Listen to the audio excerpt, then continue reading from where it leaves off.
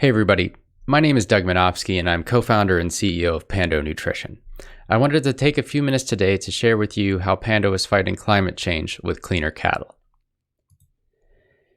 Climate change is a monumental challenge facing humanity that requires rapid action from everyone. Each year, human activity adds about 50 billion tons of greenhouse gases, such as carbon dioxide, into the atmosphere. Whether you are a fossil fuel corporation or an independent farmer, everyone must do their part to achieve net zero emission of greenhouse gases. After carbon dioxide, methane is the second most abundant greenhouse gas, but pound for pound, methane causes 28 times more warming than carbon dioxide over a 100-year period. Cattle are the leading producers of methane gas. A collection of microbes inside the cattle gut, called the microbiome, digests the fiber-rich diet and produces methane gas, which the cattle belch to the atmosphere. Globally, ruminants emit over 2 billion tons of CO2 equivalent greenhouse emissions each year. That is twice the emissions produced by all the world's airplanes and approximately 4% of global emissions. These emissions and many others must be curtailed if we are to limit global warming to 2 degrees Celsius as outlined by the Paris Agreement. Many strategies have been proposed to reduce cattle emissions, including culturing cow cells in a lab to create beef or dairy without the cow, or replacing beef and dairy products entirely with plant-based substitutes. Unfortunately, these strategies are expensive.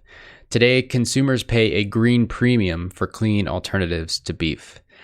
Even plant-based meats are between 33% and 52% more expensive than conventional ground beef. What if the clean solution was the economic one?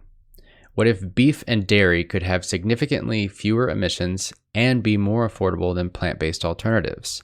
What if clean cattle produced beef and dairy that cost less?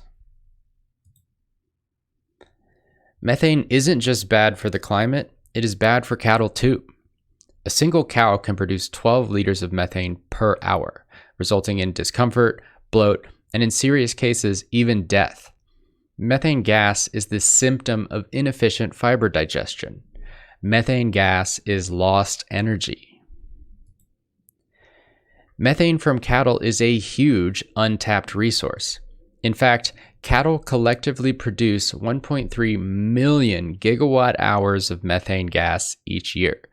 That is enough methane to power all of Russia.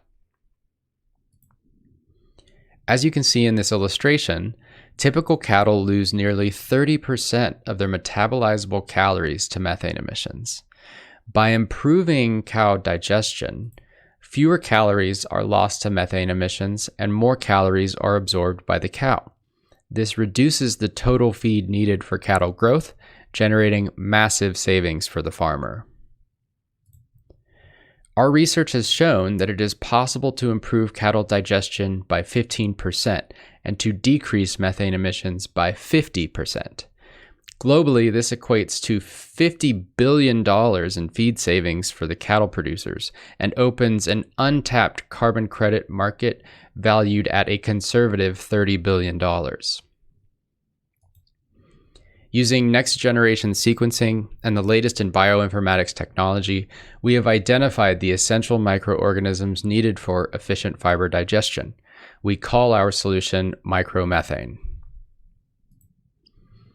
Micromethane is palatable, being readily consumed by cattle. It is potent, requiring less than half an ounce per serving to achieve an effect. It is persistent. One serving can last many days without readministration.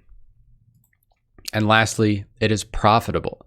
Just 5 cents of micromethane saves cattle producers 15 cents worth of feed and generates carbon income.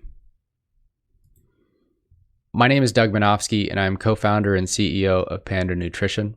I am an engineer and business consultant turned entrepreneur. Dr. Garrett Graham is Pando's chief scientific officer and is a PhD bioengineer and climate scientist. We grew up together in the mountains of western North Carolina, where we developed respect and admiration for the natural beauty of our planet and have since decided to dedicate our lives to preserve that beauty by fighting climate change. Pando has 6 key advisors with expertise across the entire cattle supply chain. Dr. Bill Miller, previously Purina, and Dr. Bruce Shanks of Lincoln University are experts in ruminant nutrition and research.